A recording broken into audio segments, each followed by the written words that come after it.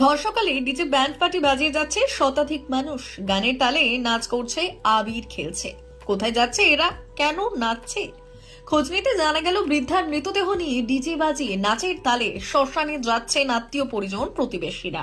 খালি চোখে দেখে বোঝার উপায় নেই শ্মশান যাত্রা না আনন্দ অনুষ্ঠান। ঠাকুমার শেষ ইচ্ছে ছিল মৃত্যুর পর তাকে আনন্দের সঙ্গে বিদায় দেওয়ার। নাতি নাতনিরা ঠাকুমার সেই কথাই রাখলেন। গাইঘাটা থানার বড় সোহানার বাসিন্দা বৃদ্ধা উষা রানী মণ্ডল মঙ্গলবার ভোরে 111 বছর বয়সের ইতি টানেন। তার কথা মতো শেষকৃত্যের আয়োজন করা হয়। ডিজে বাজিয়ে ও আবির খেলে নাতি নাতনিরা, আত্মীয় পরিজন ও গ্রামবাসীরা আনন্দের সঙ্গে বিদায় জানান বৃদ্ধাকে। আমাদের ঠাকুর, এইবার এই ঠাকুমা ছিল খুবই আমোদ করবো। ইনার ইচ্ছা ছিল আমি মারা যাওয়ার পরে আমার যেন দুঃখের সহিত বিদায় না করে, তোমরা তোমার যথাসম্ভব চেষ্টা করে যেন আনন্দ সহিত আমার বিদায় করে।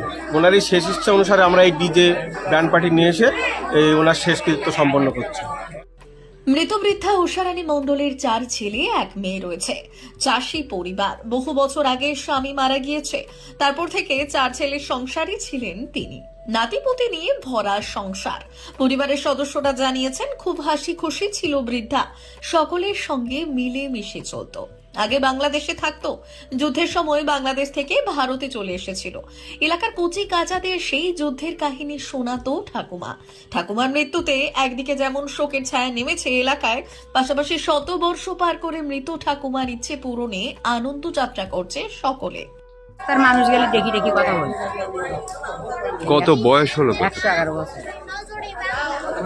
আজকে যে এই যে ব্যান্ড পার্টি সমেত, এটা তো সাধারণত দেখা যায় না।